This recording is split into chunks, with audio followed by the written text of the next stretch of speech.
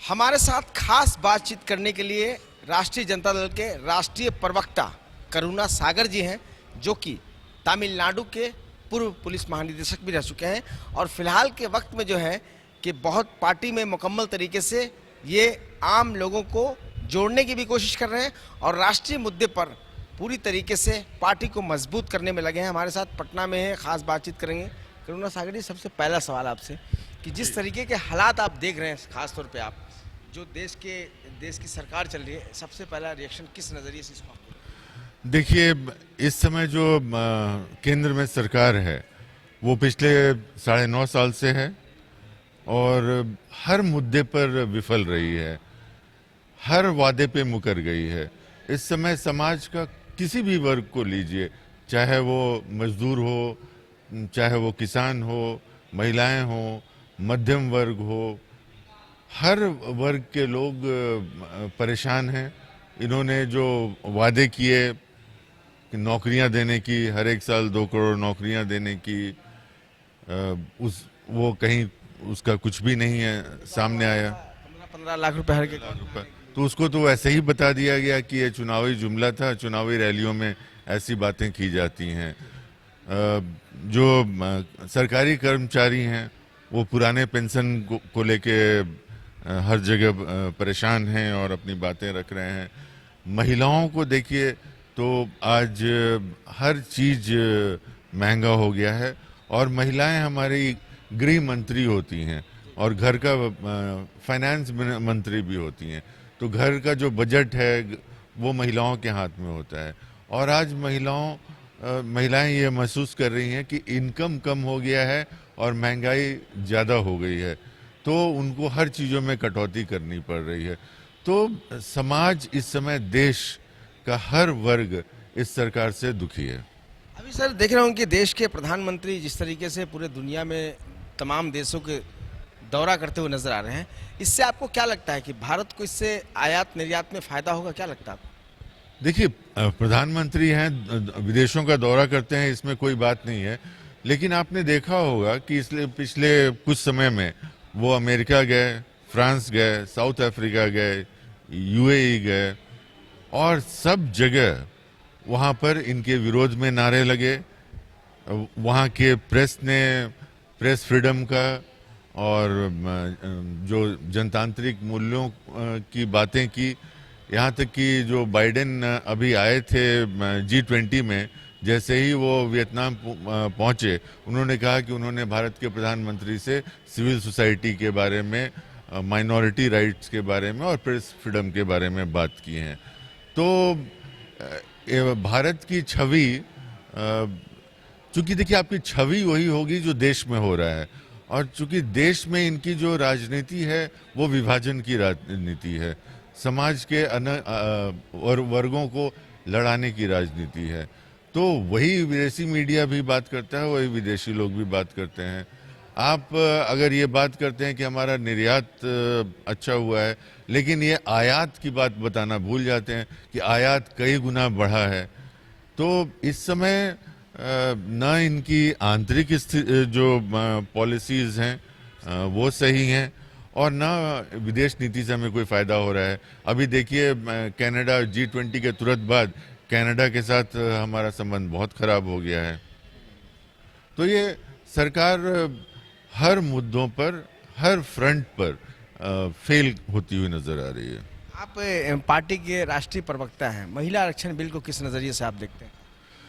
देखिए, महिला आरक्षण बिल का सभी दलों ने समर्थन किया। कल आपने लोकसभा में देखा 454 और सिर्फ 2 मत अलग पड़े।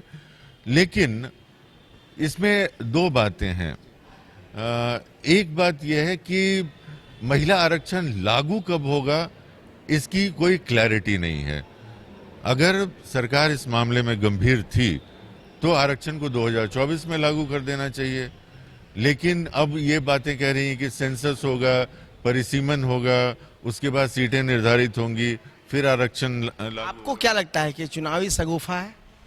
ये देखिए, कल पार्लियामेंट में भी जनता दल यूनाइटेड के राष्ट्रीय अध्यक्ष ललन सिंह जी ने बड़ी मजबूती से इस बात को रखा कि ये सिर्फ चुनावी जुमला है, और चूंकि इंडिया गठबंधन जब से बना है और जिस तरह का जनाधार इंडिया गठबंधन को मिल रहा है, उससे घबराकर सिर्फ एक बात करना, किसी भी तरह से लोगों को लुभाने की कोशिश करना। लेकिन चूंकि इनका ट्रैक रिकॉर्ड इतना खराब है कि ये अपने पहले किए हुए वादों को से हमेशा मुकर गए हैं, इसलिए इस देश की महिला भी इस पर विश्वास नहीं करेगी। और दूसरी बात कि अगर पुरुष को आरक्षण मिलता है, जातिगत आरक्षण दिया जा रहा है, तो महिला को क्यों नहीं मिलना चाहिए? क्योंकि देश की सभी महिला सामाजिक, शैक्षिक, आर्थिक रूप से एक नहीं है। तो इसमें एससी, एसटी, ओबीसी को रिजर्वेशन मिलना चाहिए। तभी ये उन महिलाओं को सशक्त कर पाएगा जिसकी सशक्तिकरण के लिए इस बिल को लाया गया है। जो महिलाएं बड़े परिवारों से आती हैं, बड़े शहरों में रहती हैं, हर तरह से समर्थ हैं, वो तो अभी भी पार्लियामेंट में आ जाती हैं। लेकिन अगर सच्चा लोकतंत्र बनाना है, सच्ची महिला को रिप्रेजेंटेशन देना है, तो उसके लिए जातिगत आरक्षण इसमें लाना जरूरी है। एक सवाल और है कि इंडिया जो अलायंस बना है सर, उसकी अगली मीटिंग कहाँ होगी और क्या मुद्दे होंगे खास तौर पे उसमें? देखिए, हमारी 3 मीटिंग्स हो गई हैं। उसके बाद अंतिम मीटिंग में कमिटीज बना दी गई हैं और ये कमिटीज अब मिल रही हैं और आगे की रणनीति डिसाइड कर रही हैं। कैंपेन कमेटी है, कोऑर्डिनेशन कमेटी है, मीडिया कमेटी है, रिसर्च कमेटी है, सोशल मीडिया कमेटी है। तो ये सारी कमेटीज एक्टिव हैं और जो इनपुट है वो जो इंडिया गठबंधन है उसके नेताओं को दिया जा रहा है। लेकिन टिकट बंटवारे को लेके बहुत ज़्यादा मतलब कह सकते हैं कि अभी भी आमने सामने की लड़ाई चल रही है, क्या लगता है आपको? टिकट बंटवारे का तो कोई मुद्दा ही नहीं है। और देखिए, ये गठबंधन सिर्फ एक व्यक्ति को हराने के लिए नहीं बना है। ये गठबंधन एक व्यवस्था परिवर्तन के लिए बना है। ये गठबंधन इसलिए बना है कि ये देश महात्मा गांधी के, सरदार पटेल के, मौलाना अब्दुल कलाम के सपनों का देश होगा। बाबा साहब भीमराव अंबेडकर के संविधान के अनुसार ये देश चलेगा, या देश एक विभाजनकारी राजनीति का शिकार बन जाएगा। तो हमारे जो गठबंधन में नेता हैं वो बहुत बड़े बड़े नेता हैं, कई राज्यों के मुख्यमंत्री हैं, कई राज्यों के पूर्व मुख्यमंत्री हैं और केंद्र के शीर्ष नेता हैं।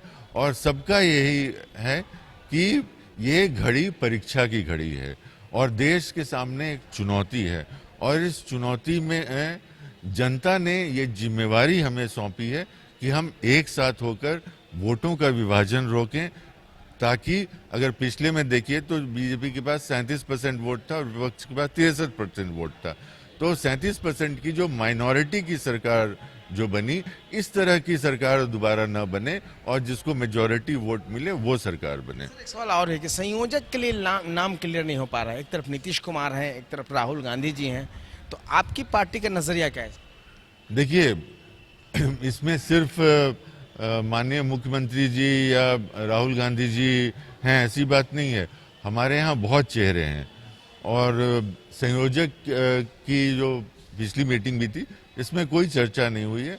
और हमारा है कि हम लोग कलेक्टिव लीडरशिप में विश्वास करते हैं, हम लोग लोकतांत्रिक प्रणाली में विश्वास करते हैं और इसीलिए कमिटीज बना दी गई कि कमिटीज जो होंगी वो स्टडी करेंगे। नाम सर कब तक तय होंगे? किसका नाम? संयोजक का नाम या फिर प्रधानमंत्री पद के जो उम्मीदवार होंगे इंडियन?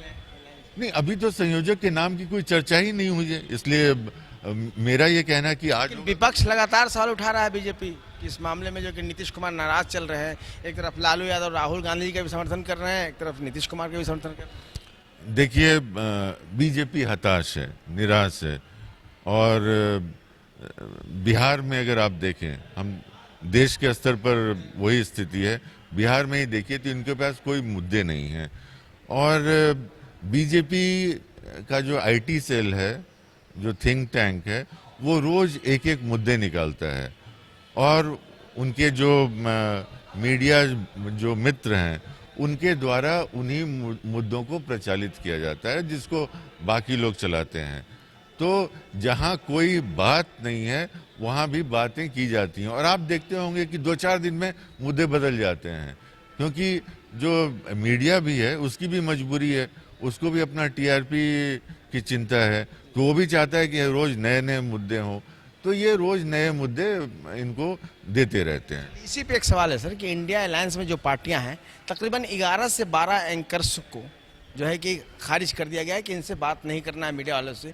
ये हम समझ सकते हैं, कह सकते हैं कि सर आज़ादी के बाद पहली बार ऐसा हुआ होगा, इसलिए कि आप लोग राजनेता बनने के पहले आप जो है कि एक आईपीएस थे, तो आप इसको किस नज़रिए से देखते हैं कि लोकतंत्र के लिए खतरा है या सही है जो कि इंडिया अलायंस को 11 एंकरों को जो है कि मना करना पड़ा कि उनसे बात नहीं करना है?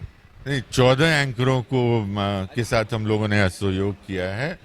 और देखिए, असत्य के खिलाफ, झूठ के खिलाफ बोलना और असहयोग करना, ये हमें महात्मा गांधी ने सिखाया था। तो हम सिर्फ अहिंसात्मक तरीके से असहयोग कर रहे हैं, क्योंकि ये जो एंकर्स थे इन्होंने अपनी आत्मा को बेच दिया था। और जो जर्नलिज्म जो एक बहुत पवित्र है और लोकतंत्र में बहुत जिम्मेवारी का काम है, इसको हम लोग फोर्थ स्टेट इसीलिए कहते हैं, तो ये जो चौथा खंभा है उसकी बहुत जिम्मेवारी होती है कि देश की जनता की बात को हुक्मरानों तक पहुंचाई जाए और हुक्मरान जो हैं उनसे सवाल किया जाए और उनकी बात को जनता तक पहुंचाया जाए। लेकिन आप पिछले कुछ समय में देख रहे हैं कि किस तरह से मीडिया का एक वर्ग और कुछ एंकर्स इसको भूल के और सिर्फ एक तरह की विचारधारा को परोस रहे हैं। हर शाम होता है और ये एक नफरत की दुकान लेकर बैठ जाते हैं और वही डिबेट होता है।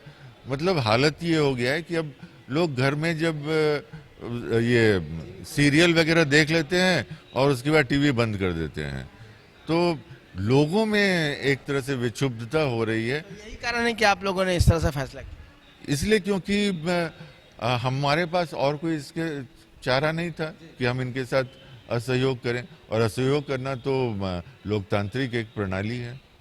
एक आखिरी सवाल सर आपसे, आप पार्टी के राष्ट्रीय प्रवक्ता हैं, तो और पार्टी राष्ट्रीय स्तर पर भी पार्टी आप लोग मुकम्मल तरीके से मजबूत करने में लगे ही होंगे, बहुत सारे कार्यक्रम भी कर रहे होंगे। इस बार लोकसभा के जो इलेक्शन होंगे उसमें आपकी पार्टी राष्ट्रीय जनता दल किन किन राज्यों में इलेक्शन लड़ने जा रही है?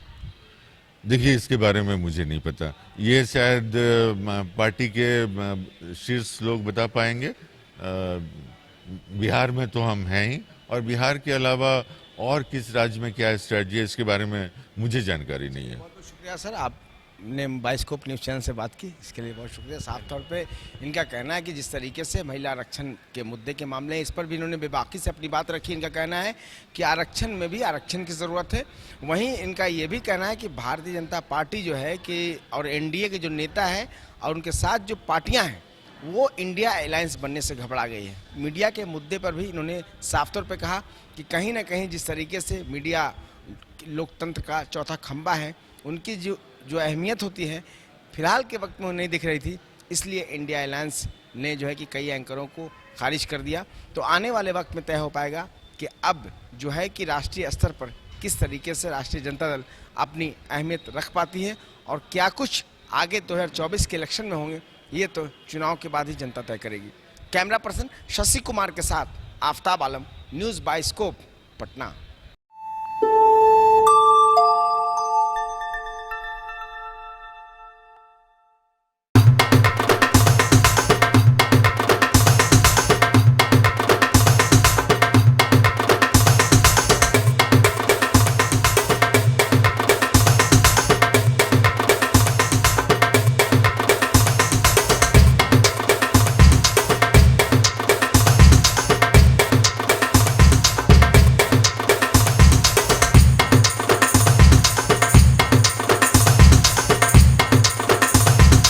IIT जी नीट एस्पिरेंट्स के सपने को पंख देने आ गया है कंप्लीट सॉल्यूशन इंस्टीट्यूट। यहाँ है smart classroom, 1-to-1 doubt clearing session, ask the expert, video solution और भी बहुत कुछ। मतलब हम करेंगे आपको गाइड, बनेंगे आपके mentor. Foundation classes from class 6 onwards for your bright future. Visit complete solution institute.